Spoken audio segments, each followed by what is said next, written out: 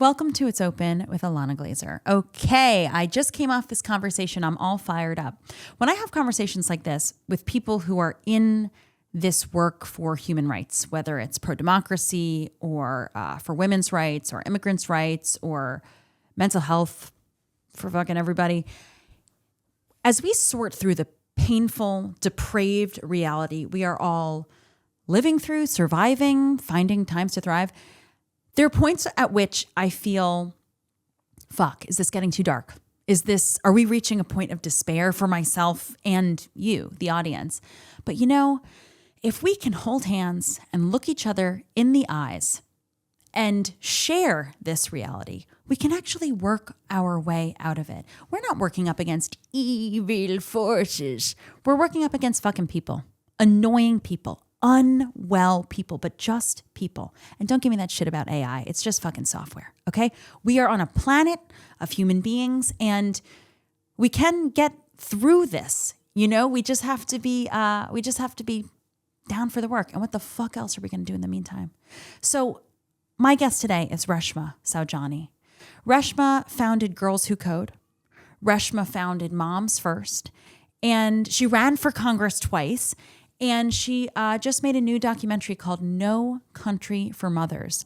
She is an incredible, fiery, brave leader. And you know what? I'm excited to do this work alongside her for the rest of my fucking life. I really think you're going to like this conversation and feel held by it. So listen, come on in. It's open.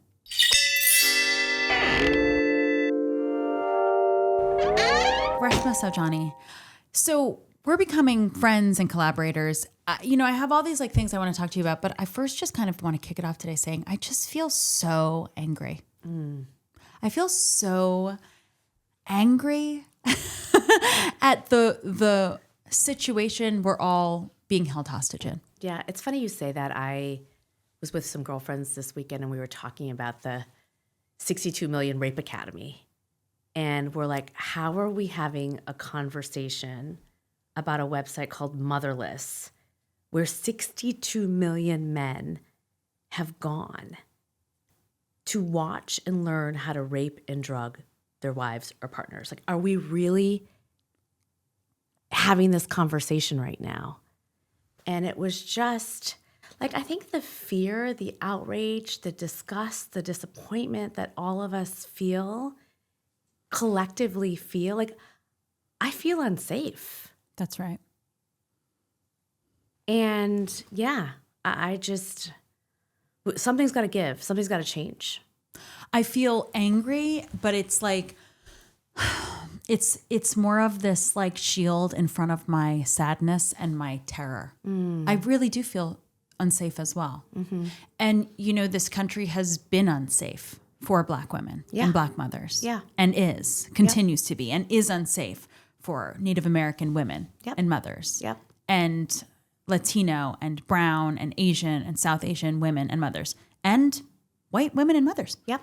The rape happens all up and down the socioeconomic status ladder. That's right. It's I want to feel angrier. I want to actually feel the fire in my belly more, but I do just feel like a chill on my shoulder. That is so the Rape Academy thing. I just saw it, whatever, on the internet or social media, and I had to kind of bat it away. Right, you didn't want to open it. Me too. When it first came across my feed, I was like, I don't want to open it, and I made myself do it this weekend. We're living through this intense moment of depravity, right? Like, there's no other word for it. And we're all being desensitized to this, from the Epstein files to the Rape Academy to the manosphere to incel culture, that it's all just par for course of living in this country. And it's not. No. It's not. And so I think in many ways we can't turn and bat it, we can't look away. We can't be exhausted.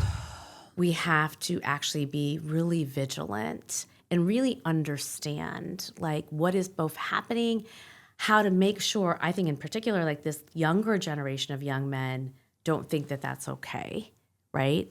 And then I think pull the men back in our lives who we know are also disgusted by this, to have this sense of like, okay, how do we put an end to this depravity?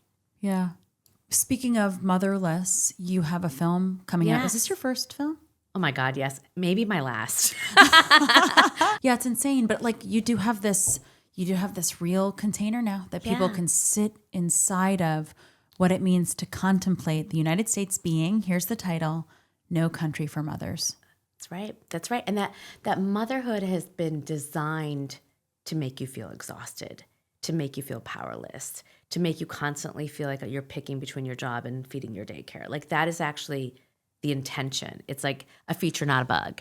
And I think really exposing the lie, and saying, the reason why we're not winning these things like paid leave, childcare, flexibility is because we're stuck in the same conversation. Like, the OG trad wife was like Phyllis Schlafly. You know what I mean? And that archetype was used as a strategy to shut down the ERA and universal childcare. And what this film will do is when you start seeing that this is, again, a historical thing, that these are archetypes that have been around since the beginning of time to keep us powerless, your approach in like trying to win these battles shifts. Right. That's what I hope, right? That what comes out of this is a movement of mothers across spectrums, across race, across socioeconomic status to say, oh, yeah, I see the con now. Right. It makes me think of Trump's big lie. And I think they were saying the big lie was that the Biden's election was rigged or whatever, right? That's what they were. But like, that phrase has just been said over and over again. And really the big lie is the patriarchy. Right. And the construct of race. Right. And, I've been thinking so much lately about, since I'm in your film and since our conversation. You're a huge advocate and you've been there from the beginning. We're so grateful. It was so fun. And also like you just like sort of, there are these seeds that are planted and that just conversations we've had since the beginning of our partnership and friendship here, you just water them. They just grow and grow and grow, like this conversation since doing your film No Country for Mothers about how manufactured the tension is between women working mothers and mothers who don't have jobs outside the home, because that's the biggest job, or women who have children and women who don't have children. What the fuck do I care if a woman doesn't have a kid? What the fuck do I care if a mom doesn't have a job in addition to being mother? Yeah. Who cares? Yeah. I don't. Right. One of my oldest best friends is, since we're 5 years old, she was a teacher. She's raising her kids and she's going to homeschool them. And it's lit. Yeah. Why would I care? Why would you care? Right. And I think we do that because we know that it works. Like, for example, there's right now on the internet, there's a big conversation around, Emma Greed's book, right? And What's about that? Emma Greed is, she's an amazing businesswoman and she's been having, a lot of conversations around how many hours should you spend with your child? What does ambition mean? What do you have to sacrifice? And everybody has an opinion, right? And I think part of what we kind of tactically understand that the way to gin and rile people up is to feel judged and to judge them. It's like rage baiting. Yes. Right? Yes. And the internet is all about rage That's baiting. right. And the reality is none of these things are real, because the reality is that the vast majority of many mothers in America are single moms. They can't even engage in this conversation about how many hours do I have to spend with my child? What's good? What's bad? Should I be ambitious? What does I have to sacrifice? Because they are just trying to survive. And the vast majority of even heteronormative couples are probably like, a teacher and a factory worker.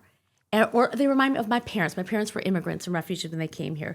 They didn't talk about these things. They were like, okay, who's got to start work at 9? Who's going to drop the kids off? We can't afford childcare. So how are we going to make this work? Like, this was just not even in the ether. And so the real conversation needs to be about how do we make it possible for a single mother in America to survive and to thrive? What are the policies that we have to put into place? What should workplaces look like? What are the benefits and supports that we need to give her? Or how do we make it possible for a married partnership in America, for that couple to actually see each other? Because so many people, one has to work in the daytime, one works at night, just to put food on the table.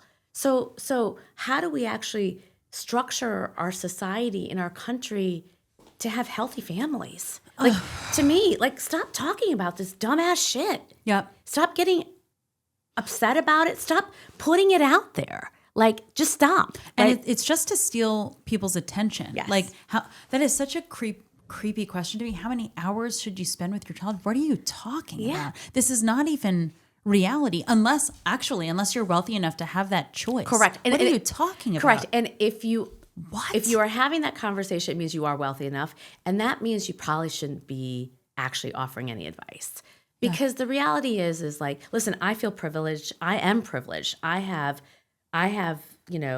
two childcare, two people who help me with my childcare, like the goddesses of my life, right? And I can't do what I do without Audrey and Tabitha, period. And so I'm not going to tell other women what they should do.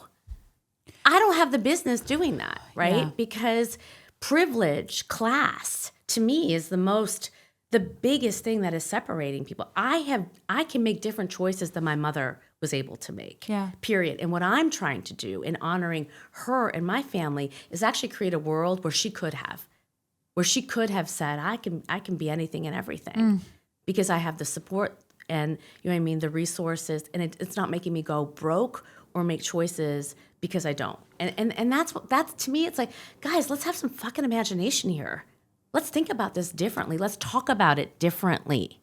I'm just like, this whole, I don't even mean to sound like anti-men, and I'm not correcting this because of the right being like, they hate men, feminists hate men. That's not what I mean. I actually think that this whole binary rhetoric about men and women damages everybody. Yes. In different ways, certainly, but damages everybody. Anybody who's 62 million visits to a Rape Academy website is killing me. That is so insane. And while those men who sign on to watch and learn how to rape their partners are bad people, they are sick people. Yes. I mean, that's bad. What does that mean? Like, those are sick people. That means 62 million American men are very, very sick out of the 330 million That's right. Americans. It's maybe a little too much compassion I'm displaying here, but I'm like, this is sick. That's right. And the response that people have often on the far right is, well, it's because they don't have jobs. Or it's because we've given women too much opportunity and too much power. Oof. And so we've broken the spirit of men, and thus this is the result. That's what just angers me, because that's not fair to us and that's not fair to them. There's something broken in our country, and there's something that we've lost our spiritual sense, our sense of decency, right? That 62 million men visit and participate in something as depraved as that. And also, when you say people on the right say this and say that it's because women have gained too much self-actualization and empowerment. Right. It's actually just the handful of the men at the top of the hate-mongering machine. It's not even really MAGA or the alt-right. These people are unwell, taking in messaging and repeating it, but the people orchestrating it are the same people. It's nonpartisan at the top among the small handful of men who control the majority of everything. It is nonpartisan, as you can see in the Epstein files. Yeah, that's right. To be able to treat women that way and to stay in power is again a strategy. If they keep us powerless, scared, fearful, and exhausted, then they win, because there's more of us than them. And I think that, and here's the reality, and I was thinking about this, the reason why they don't want mothers in power and women in power, because we don't do that kind of shit. We don't. Women in power do not behave that way, period. And we wouldn't stand for it. Big tech right now, to me, it's this microcosm of the whole system. It's 3 men holding all the power, lording it over the world. Men who are sick, they are not well. It is clear through their actions. You founded Girls Who Code 15 years ago? Yep. Tell me why you did it. I ran for Congress as the first South Asian American woman to run. And when I was running, I had two, like the wealthiest district and some of the poorest districts. And so I would go to like Bishop Taylor's church in like Queens, and he'd have like one computer in the basement, right? There were girls and boys were not learning how to code. And then I'd go into like the fancy Upper East Side public school, and they also didn't have students that were learning to code. And at that time in 2010, like Facebook was booming, and you know what I mean, like Snapchat, like it was clear that there was this thing called tech and the internet, and it was going to be powerful. And I wanted to make sure that in particular girls, poor girls, Black and brown girls were part of that opportunity. You know, as the daughter of immigrants, my dad would always say, like, you can be a doctor, an engineer, or a lawyer, right? Because it was all about getting a job that would help you pay the bills, that would keep you with your head above water. Yeah. And it felt like tech was going to be that. And at that time, tech was like a good thing, right? You were looking at, I mean, Facebook's original, like, you know, mantra was like, help us change the world. And you really believed that that's what these tools or these websites were going to actually do. And so you wanted to be a part of it. And so that's what inspired me to start. And they would say, well, you know, we want more engineers, and it would be great if we had more female engineers, but I can't find them. And I said, well, don't you worry. I'm going to teach so many of them so that you can actually find. I believed it. I believed that they wanted to fill the pipeline of girls and people of color. And I was like, let me go do that. And I did. You know, we've taught over 760,000 girls in the United States to code, you know, half of them under the poverty line, Black and brown. Like, we've changed, you know, when I started Girls Who Code, the graduation rates of young women in computer science in the country were around 14, 15%. Now, if you go to any single college, it's like 35, 40, 45%. So many more Black and Latina girls, so many more girls that were coming from Title I schools. Like, we did it. Now, that is happening at the same time. There's this, you know, two, I think, really important headwinds. One is Trump, right? And and like the attacks on DE&I, right? And that means what he, you know, in his recent kind of in the lawsuit with Google, they basically said, you cannot have any programs, you know what I mean, that help hire or elevate women and people of color. So that is a Girls Who Code program.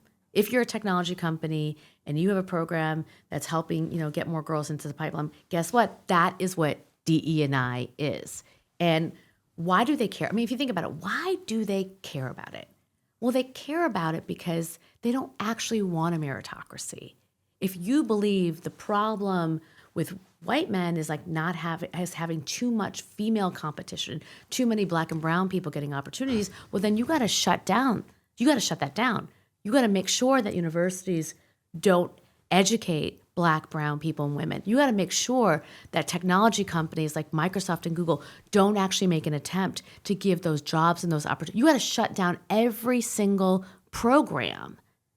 And if you believe that we're entering, this space where AI, that the jobs are going to be those jobs, you especially got to shut down STEM opportunities for women and people of color. So when people really got to see, this is a strategy that they're putting into place, and it's working. Mm-hmm. And it's working. And can I just like, what I'm like grappling with as you're saying this is I'm like, I really don't even believe the white men who also want coding jobs or whatever. I think maybe this like more like frontal level, they're like, well, if I knock those jobs out, then I can go take that job. But then once they're in that seat, they're living a lie. Yeah. And they're Googling the Rape Academy because they're so fucking bored in their lives and so confused about who they are. Yeah. They have been so dehumanized from who they are, not allowed to actually run a race, not actually allowed to compete fairly. It just fucks everybody over. They are not actually winning. Remember fucking Charlie Sheen winning? Hashtag winning. I'm like, that guy drinking tiger blood. It was all a sketch, a terrible SNL sketch.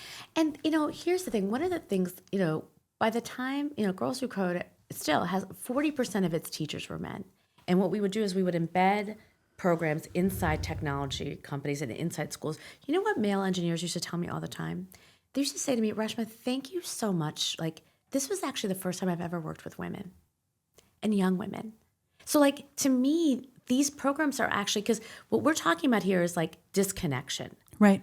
The reason why we're veering towards more anger, more violence, right? Because it's because there actually is no relationships happening. There's no friendships happening. There's no, like interactions both at work and at home happening. And so when you take away connection, when you take away trust, you start having a lot of feelings, right? When you listen to what people in the manosphere and incel culture are saying about women, a lot of what they're saying is about distrust because they haven't had any engagement. And it's quite frankly the same thing that's happening with women, right? It's like this is exacerbating distrust, dislike, and fear.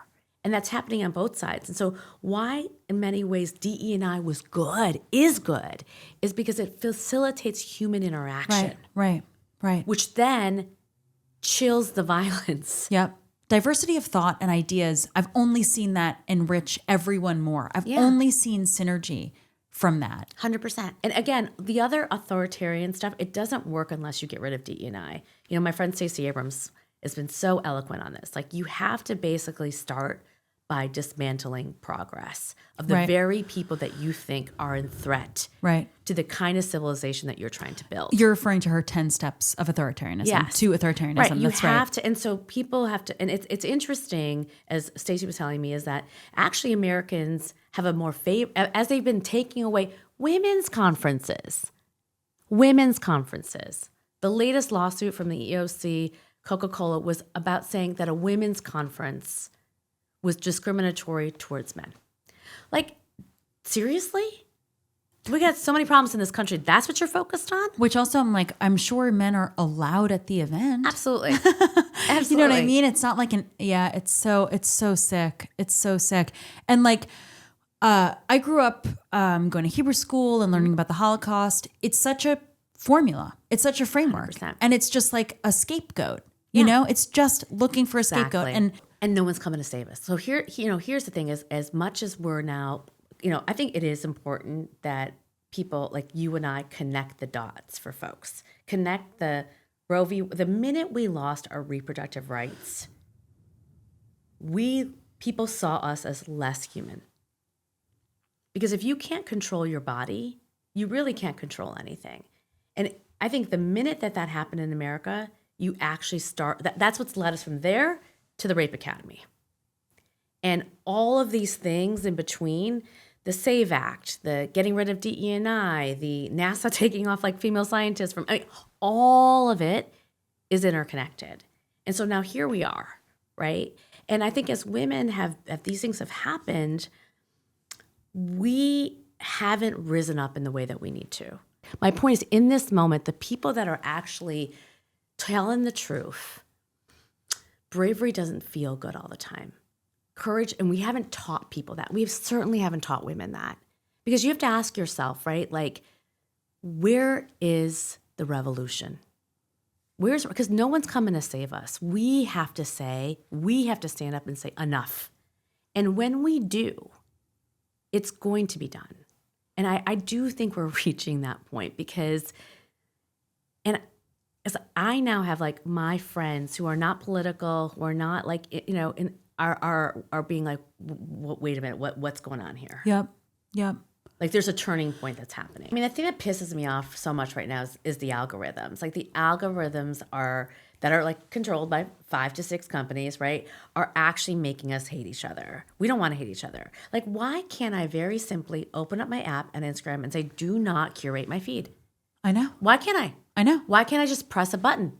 I want to see my friends like going to the beach. 100%. Or I just want to see what I want. I want to see what everybody sees. I don't want you to choose for me what I should see. Like that should be something, like why are we not legislating that? And I think that this is why money in politics is like deeply problematic, right? That's right. Because who's fighting for the people? And listen, we are, part of the depravity that's happening in our country is because of privilege and class.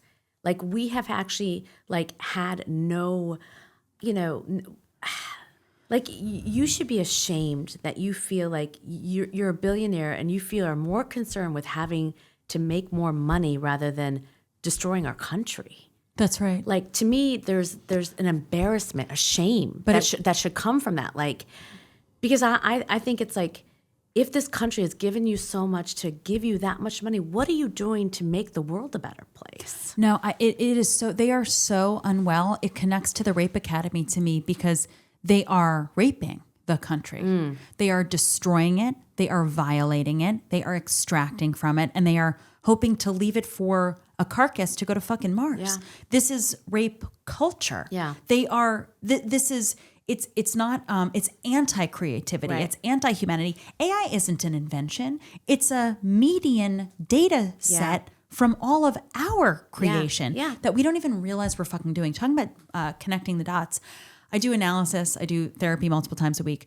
My analyst is so fucking brilliant. And I was talking about, and this is also has been helping me just get off social media so much more, talking about talking about it over and over, that waking up and opening Instagram makes me feel totally disturbed for the rest of the day. Yeah. And he was saying, well, every single action, every scroll, every pause, every like, every comment is causing a 0.0001 penny in Zuckerberg's pocket, 0.0001 penny in Musk's pocket. Yeah. These are systems that are rigged to make and it's totally unregulated, as you said. I do want to say, AOC brought Zuckerberg to court to break it up. Lena Khan was trying to, break it up, and she will one day. She will. We will get back there because nobody wants this. Nobody wants this. Nobody wants this. There's just nobody out there that's fighting for, the regular guy. You don't see leaders who are doing it. I think the problem is, listen, I've seen this because I've been in this industry for a long time. It's just like people don't understand it. So it's really hard. This is why I'm on the side with AI is it's here.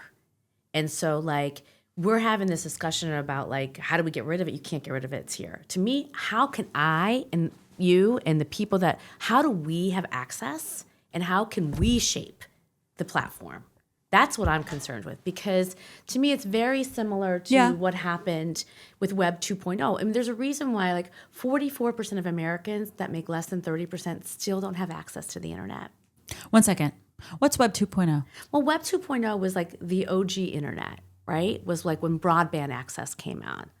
And Post dial-up. Yeah, right. Post where you can see a painting from Italy right now. Right. So Web 2.0 is when it becomes more residential and citizen access. And at that time, we were having a similar conversation that we're having with AI now, which was like, oh my God, I don't know if this is good. Should you allow to bring a computer in a classroom? It wasn't good. Right. But so we know what happens with AI. We know what happens, but like the point is that we couldn't stop it. And so we are still trying to catch up in terms of access to both poor people, people of color, and women, right? Because we're the ones who can see what's coming, and so we are the ones like, no, thank you.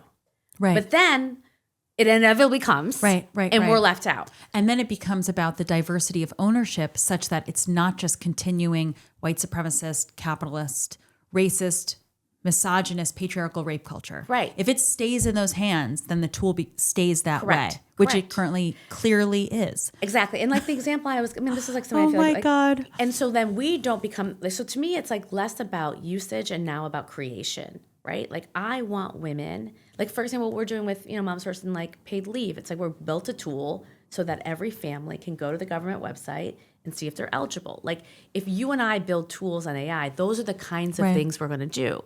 Can we take it back 1 second? Yeah. Moms First built a tool to see if you're eligible for paid leave. Correct. Just talk about that for a moment. So I'll give you, this is a good usage of generative AI, right? So typically if you go to a government website, it's so damn confusing. And let's just say I'm about to have a baby and I live in a state that's going to give me $10,000, right? So I can take time off to spend with my child.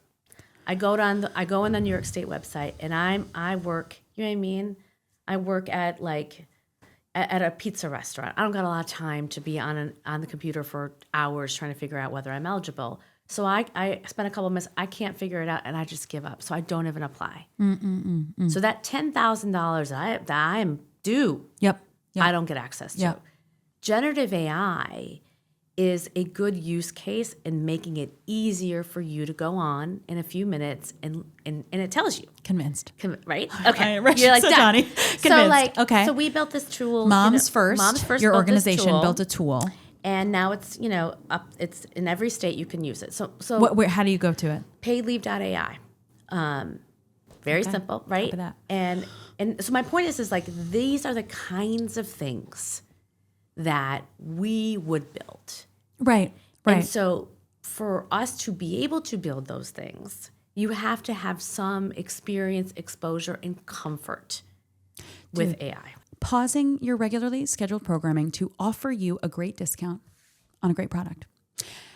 Thank goodness springtime is here. I was losing it, dog. But I'm so happy it's here because when I put my boots back on the shelf, I put on Bombas footwear. Check this out. Oh yeah, it's time for springtime and summer, baby. This is waterproof. This is lightweight. I could toss it. Here's another product. I could toss it in my bag. I could toss them on, walk outside, take a shower at the gym. You know what I'm talking about? Not to brag that I go to the gym. And I'm just loving it. This is Bombas footwear. I thought they just made socks. No, they make footwear too. You know what I also didn't realize they make? Underwear and t-shirts. I'm wearing it right now. It's breathable. It's soft. It's feeling good on my body. Oh, check this out. Yeah, that's nice. It just feels good. I'm loving it. And something I did not know about Bombas is that for every item you purchase, an essential clothing item is donated to someone facing housing insecurity. One purchased, one donated, with over 150 million donations and counting. Whew, these are high quality products. And to think that I'm buying something and someone who needs this is receiving it as well makes me feel good. So head over to bombas.com/llana and use the code llana to get 20% off your first purchase. So Bombas is bombas.com/llana, ILANA, and then use the code llana, ILANA, to get 20% off. See you later. Let me also go back about you running for Congress. What year was it that the first South Asian American woman ran for Congress? No, 2010. 2010, I ran. Girl, I what ran are we talking Oh my about? God, That's fucking crazy. I know shit is backwards. I know things are just way more racist, way more misogynist than we ever really even realized to different degrees across the identity spectrum. But 2010, that's fucking crazy. That reminds me of Andy Kim, who's senator in New Jersey, second Korean American to be in Senate. Yeah. I mean, it was amazing. And it was like I lost miserably. I mean, But let's talk about how this affected, let's connect the dots between your congressional run to Zohran Mamdani's mayoral win in New York City. Yeah. So when I ran for office, I was the first South Asian American woman to run. Very few people have, and no one had run really in New York. And then after I ran for Congress, I ran for public advocate. I was the first citywide. Oh yeah, I had a lot of losses. But here's the thing, Ilana. Like people, there wasn't a South Asian base. There wasn't a South Asian because oftentimes when you run, you got to have like a base of people that are going to be like ride or die and come out. And in my races, we were building that base. We were building the first walk sheet for South Asians. What's that? Walk sheet is like a list of like registered voters that are South Asian, that vote Democrat, that would vote in a primary. Like no one had put that list of people together. And walk sheet, like you're walking around getting people sign up. You're walking around and you're like, okay, I'm here in Brooklyn. Like, okay, how many people on this street, you know what I mean, are, and remember, if you're a primary voter, that means you're like, you really what's vote. Up. And also, if I can just even step this out further, so, or like even sit in it for another moment, nobody had done this for the South Asian voting base. Correct. Nobody had done this for the South Asian voting base. And no one had, whether it was a walk sheet or a phone bank, or even having literature in Punjabi and Bengali and Hindi and or mobilizing in mosques or, temples and like getting people together and saying, and so this was really important. And this is like Zoran and I actually have a very similar background. Like both of our parents escaped, a dictator in Uganda. And so we both came from generations of family that lived in Africa, that voted there, that had family there, that had, roots there, that spoke the language. Wow. And one day somebody came to power and said, bye-bye. And if you don't leave in 90 days, you're shot on spot. And I think for both Zoran and I, that had a profound impact on our need to participate in a political system, to have people understand their rights, you know what I mean? To know what it was like, right? To like have control, right? Over their destiny and their future. And so that's, I definitely know what inspired me, I think, to get into politics, and very much what inspired him. But when I ran, nobody had done that before. And so you learned a lot, and we made a lot of mistakes, or you had to build that muscle. Yeah. And so, and even something is like, I remember going into like, these apartments in Queens, and I would walk in and there'd be a little girl that had Reshma Saujani's, like my poster, like on her wall. Like I was like a K-pop star, right? So it was cool. just because they'd never seen that before. Yeah. Women who would bring my literature to the ballot boxes. Like, I just want to make sure I spell your name right. Wow. And it was, I lost twice, and it was heartbreaking because people would say, well, you should have changed your name. You should have changed your religion, right? There's so many things, but there were so many things. And I was like, is that maybe, a South Asian is never going to be able to win? And then Zoran comes around and he runs an unabashed campaign about being South Asian. I mean, the Punjabi music, just hitting it in the back, right? Runs with full pride and in the God he believes in, right? Runs just unabashedly, right? As a proud South Asian.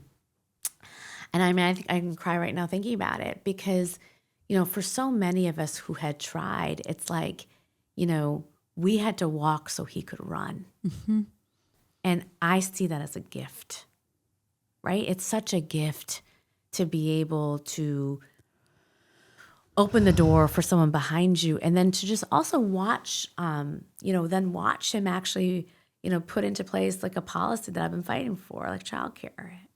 It's like, it's funny. God works in very interesting ways. And you think like it's this loss at the time, but then all that you've done with Moms First since, and then it kind of like clicking back into place. 100%, and it's like, it makes sense. It makes sense. And also like Zoran's campaign, I think, was like increasingly, and he started off as himself, authentic, but like increasingly becoming himself more and more, layers peeling back, such that it's the perfect example. He's the perfect example of being proudly within who you really are, your boundaries and limitations as one person. He can't be everybody. He can only be him.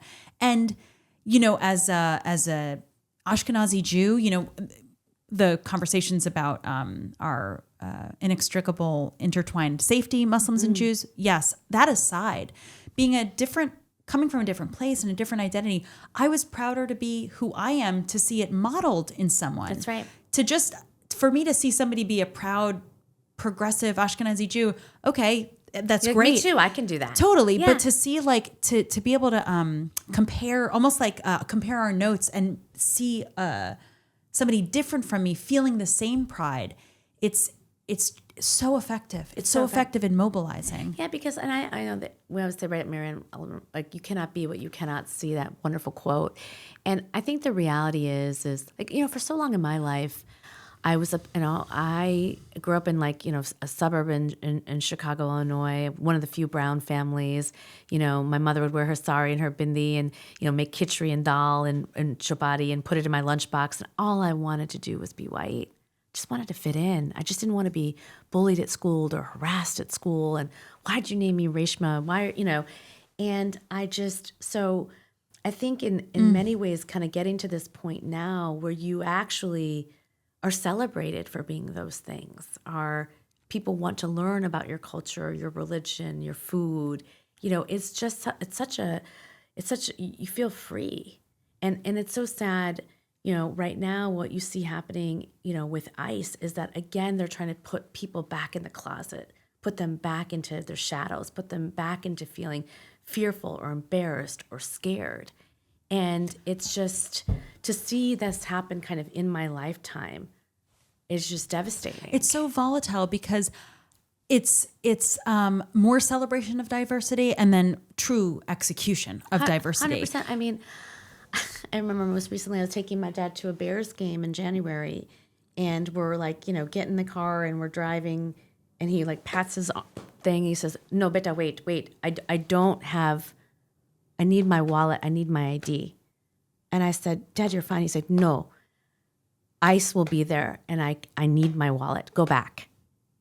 And I was like, I just burst into tears. Where you grew up. Where you grew up. Decades this man and decades who is like and contributed to the 100% community and raised kids who went on to get fucking free childcare for New York. Yes. I mean, it's just, but he is, and to have this 81-year-old man have so much fear. And he's not wrong. Right. He is not wrong. Right. But I guess I have to believe it is the overlords. It's the few people controlling the narrative. We can call it the algorithm. We can call it the mainstream media. They're controlling the narrative. And I don't think that they're actually winning. And the proof I would point to that it's not actually true about what's on the ground is the elections that we've had that have swung, if they haven't won, the points have swung in the 30s, in the high 30s, these points in Marjorie Taylor Greene's district. Yeah. But also, Wisconsin and whatever elections that actually have been won. Zoran. I mean, they were trying their darndest to make him seem like, with their Islamophobia and this and that and socialism. Nope. Like you can't tell me I'm not seeing the person that I'm seeing. But then also, of course, Minnesota. Yeah. And listen, I think the thing is we're just in the middle. We are about to enter a class war. Because, the reality is it's too much. The difference and the things that people have to do every single day. People can't afford groceries. They can't afford to take a vacation. They can't afford the basics. 40% of Americans can't afford the essentials. And it's getting 40%. Worse and worse and worse and worse. And then you have, the Lauren Sanchez Bezos being unabashed, right, about her wealth. And the disconnect, right, between how that makes people feel who are waking up every day, who are hardworking, who are decent, and just this acknowledgement that it's too much. The difference between, it's too much. Like, again, I'm the product of parents who came here with $10 in their pockets, who worked really hard, and who in one generation could have their daughters, right, march up into the middle class. That is what the American dream is. Every day, the CEOs of America should be thinking about, how do I make that possible for everybody? Right. That's your job. Right. That's what these tax breaks are all about. Right. Is to figure that out for everybody else, not to get richer. But it's just, I mean, that has led us here. Like the CEOs, I do not believe are the ones to do this. These are just greedy people who are incentivized to have no regulation. It's our government that is meant to be filled with public servants. Granted, it was initially a document written for enslaving people, stealing land. I mean, it's not like we know this. It's not like it's ever been a real freedom document or framework. Yeah. And so many of our founding fathers were literally enslaving people. Yeah. All that to be said, we have a legacy in our country of human rights, of civil rights, of human rights, of creating unions, and even the this I can claim to be true about America. We want to figure out what liberty is. Mm-hmm. We want to think about what it means to feel and be free. Bar the genocidal framework against Black people in this country, and keep holding a genocidal framework against Native Americans in this country, and yet still there's a conversation about what it means to be free. So if that is really at the seeds planted in this country, I don't think that a profit structure like companies are the way to go. I think it's the political system, which is just fucking disgusting. It's filled with the Epstein files right now. So I'm actually embarrassed to say that I know. Not have faith or believe in it, but I'm like, that's the framework within to work. That's all. I don't know about faith and believing, but I mean, listen, I struggle with this because like my father will tell you, you make $40,000 a year. He will tell you he's in the top 1%, because there's something about capitalism that's tied to the American dream. And so I do believe in compassionate capitalism. I do believe that we can fix, you know what I mean? I believe it exists. I believe that it exists, but majority women leaders. Correct. We have to be committed to it, and we have to have a sense of like what your responsibility is to others. Like if you're not going to actually make it possible for everyone to actually achieve it, then what is our responsibility? And it's fascinating to me. It's like we have no problem. It's the same billionaires have no problem talking about it in terms of giving everybody basic income, right? Because they have to justify making billions off this technology and just say, well, you know what we're going to do? We're going to give everybody basic income. So it's fine. But you're the same people that won't even vote for a tax increase for childcare and Medicare and like, I don't believe you. Yeah. I don't believe you. I agree. And for me, I guess I'm going to go back and say it's not compassionate capitalism. I don't care what capitalism is doing. It's pro-democracy, democratic socialism. Like that's what I feel is the system to work within to achieve compassionate capitalism. I mean, it has to be regulated. Lena Khan is the fucking man. And, seeing AOC put Mark Zuckerberg on trial, it didn't go the way that she was hoping, but, at least he was on trial. Yeah. At least he was recorded in court saying that, yes, Facebook started as an app to rank women's looks. Yeah. And the reality is like, I think the importance of regulation is like, for example, Instagram, they very early on when they built the tool, they tested the like button, and they tested it with focus groups of girls. And they realized that if they put a like button there, girls, because we are socialized to be perfect, will constantly keep coming because it will actually degrade their mental health. They knew this, and they did it anyway. Oh. And so that is the importance of regulation, right? Is because you don't get to create a suicide epidemic with girls under the age of 18. You don't get to do that. Like, that is not a democracy. And so to me, I think it's like we have got to be organized, right? I mean, listen, I think what Jonathan Haidt has done about regulating phones in schools shows the power of movement and parents to change something. Jonathan Haidt is the author of The Anxious Generation. Correct. And now the new book, The Amazing Generation, because he has used, his scientific research about mental health, how mental health has been poorly affected by social media on kids, and now has turned it into policy. Yeah, right. By leading a movement to get phones out of schools. Right. And that was like very quick impact. Yeah, very quickly. And you're saying that this is the power of communities and parents. Yes. Organizing. Yes, like we can do things. We can change this. And quickly, too. We honestly can quickly. And that's another thing that Mayor Mamdani has proven. Progress can be quick. Yeah. And we have to remember these things that have been quick. Trump term 1 to term 2, there was so much progress in Biden's administration, especially for the climate, closing the racial wealth gap. And then, of course, the destruction is so much easier than the creativity, but we can do this. We can. And that's why I think keeping your eyes on the culture wars is really important, because part of, I think, how you win these things is when you depoliticize them, when you're able to build the biggest possible tent. Yep. And, that's what we need to do with both, with paid leave and childcare and some of these other policies is basically show the places where they divide us by making us judge each other. And when it prevents us from getting the numbers that we need to get this done. Phones in school was not politicized. Right. And that's why Jonathan, I think, was able to do this very quickly. Yeah. And so I think we have to look for, and climate in many ways became depoliticized. Right. Right. And so there are lots of, I think, opportunities for us, right, to get these wins when we actually look for the broadest possible movement to build around. One thing I want to talk about is we're both working moms who also do grassroots organizing, and we've been in touch a lot this year as we've started building a partnership here. No judgment to moms who do not work, right? None. Zero. But what do you like about being a working mom? And what does it feel like too? You know, the thing is I love to work and I love my kids. Like I wake up every day and I feel so blessed that, you know, God has given me the ability to use my voice to, you know, to fight for those who don't have one. And I also just love being a mom. And so to me, it is about finding where you get joy. And what I have learned in my journey from CEO of Girls Who Code to building Moms First is like, I can actually build a world where you don't have to choose.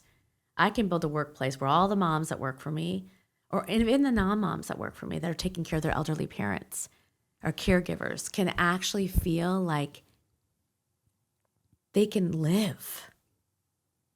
Like that to me is like my proudest accomplishment and achievement right now. Like I just call bullshit on like us constantly trying to like, quite frankly, be these capitalist men. Yep. You know, and this perception that you have to have FaceTime, you have to be always on, and you have to have your phone on in the weekends. And no, you don't. They don't either.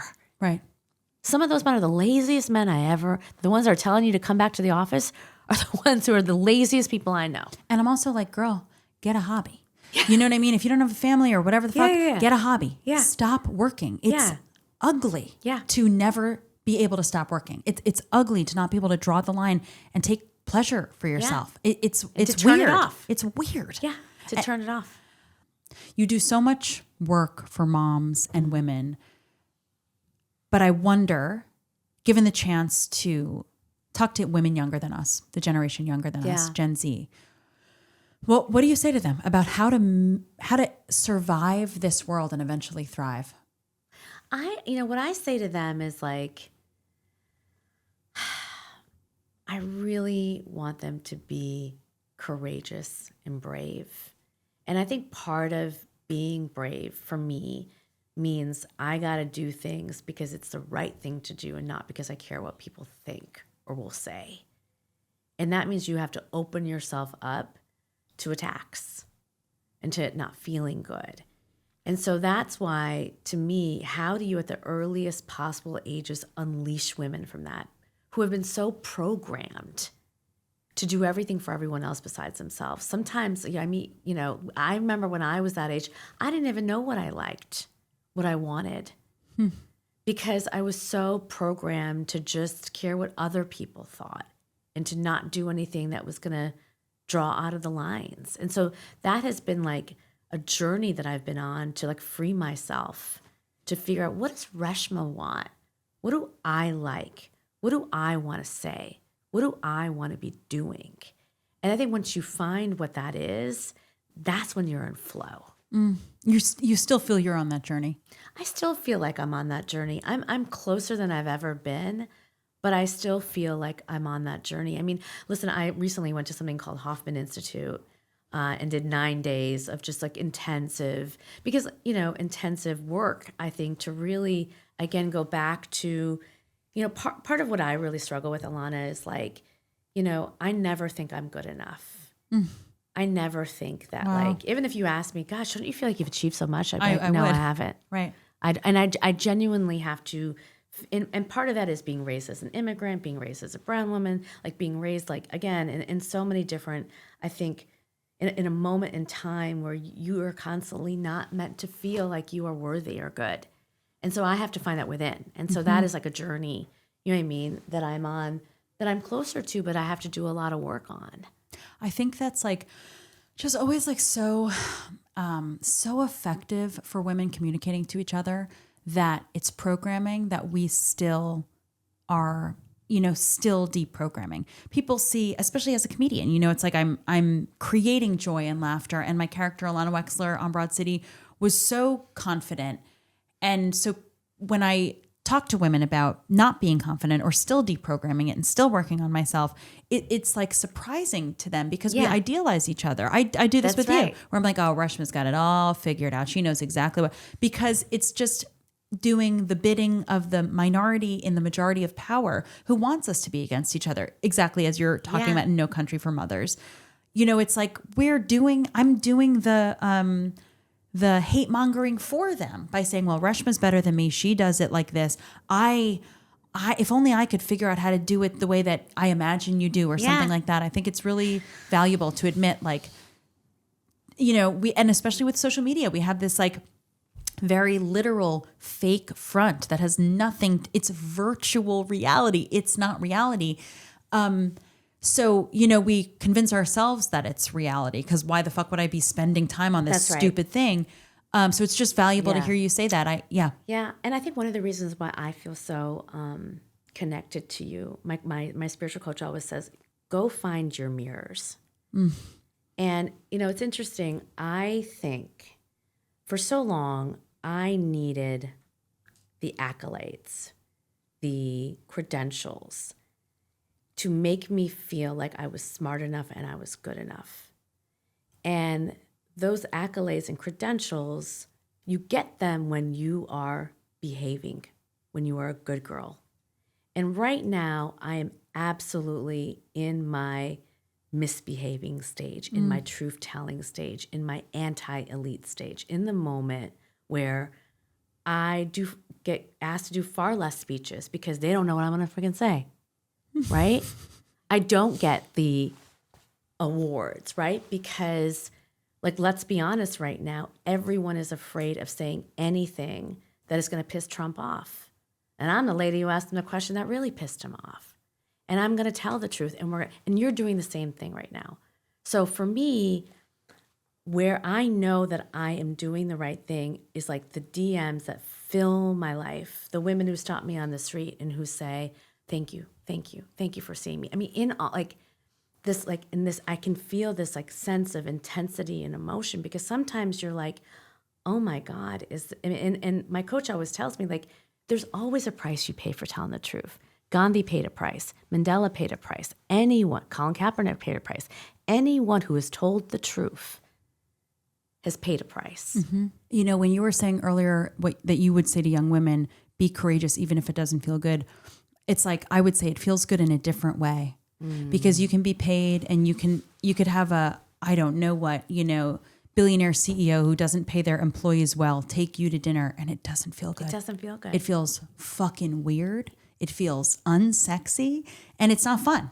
No. It's not fun. Like, personally, you know, to live in the truth in a shared reality where most people, the majority of people, have good hearts and minds, even if they're unwell, to be in that reality, that's what makes me feel good and helps me like sleep at night. Yeah. You know? And I think it's very important for you to find both your mirrors and I wrote this. We were texting. My friend Christina, I got to see her take off at Artemis, and there was all these things that, like, my young one had a concussion, and we're in like an Orlando ER room till 4 a.m. The launch is at 12, and like I had literally moved mountains to get us there. And I'm just praying. I'm like, please, God, just be good tomorrow, because I need to be at this launch. And God willing, he wakes up, he's good. We're sitting at the launch. It's like this beautiful day on like the NASA Causeway. It's full of like scientists, like just every nerd was just there, some family members and friends. And I'm sitting there, I'm exhausted. I am like sleep deprived. My babies are there. We're watching her and shoot off to the moon. And I'm just screaming her name, right? Christina. And I needed to, in this moment, to witness a woman live her dream and her potential. I needed to just see it with my own eyes, record it, tell everybody about it. And I needed to know that they cannot stop us, that we are unstoppable. And I really feel like for the next many years we're in this, like every opportunity that's why I'm like, send me all your shows, girl. Like every opportunity that we have to witness one another's potential and greatness and voice, like we have to. That's right. Oh my gosh. Thank you so much, Reshma. It's such a pleasure to grow our friendship and relationship. It has so much to it. You know, I thank you so much for coming here today. Thank you for having me. Damn, isn't she a fucking badass? She rolled up. I was like, okay, leather jacket. Okay, New York working mom. I'm loving it. And that was, I needed that today. I needed to sort that out. She's so smart and she's so strong. And she also, Like just that point about being brave. It's not hard. You know what I mean? That, you know, the movie Brave with like the red-haired girl, like I think a saying from it is if you weren't scared, it wouldn't be brave. And I know it's an animated feature film, but it really means a lot to me. If it weren't scary, it wouldn't be brave. I love it. Reshma Saujani is brave and a brave leader, and I'm so grateful she came in today. I hope you enjoyed that conversation as much as I did having it. This has been a entirely human-produced production. This is a Star Picks production. We love people. I want to thank my creative producers today, Annika Carlson, David Rooklin, Madeline Kim, Glennis Meagher, and Kelsie Kiley. I want to thank our editor, Tova Leibowitz. He a dude, all right? And I want to thank, the people who made this look, the good people who made this look and sound so damn good, Kevin Deming, Lexa Krebs, and today, Lily Van Leeuwen. And Don Her is the band who makes the musical outro sting. That's my brother Elliot Glazer's new band. Check it out with Jimmy Hines and Derek Muro. Long Island in the house. I think that's it. If you like this show, if you like listening to it, you like watching it, like and subscribe. It really means something and makes a difference as we build this community. And listen, you know, we really are going to get through this. Some days I'm just like, damn, it's just so ugly. They're just flooding us with ugly, tasteless, ugly. But they're just people. They're just people like you and me. We're going to get through this moment. And that's it. God bless you. God bless your beautiful mind and body. I hope you feel today a little pocket of peace and pleasure for yourself, for you, just being you. I'm going to do that for myself and carve a little moment out to do that for me. So listen, I'm rambling on. I'll see you later. Thanks for watching and listening to It's Open with Ilana Glazer. Bye.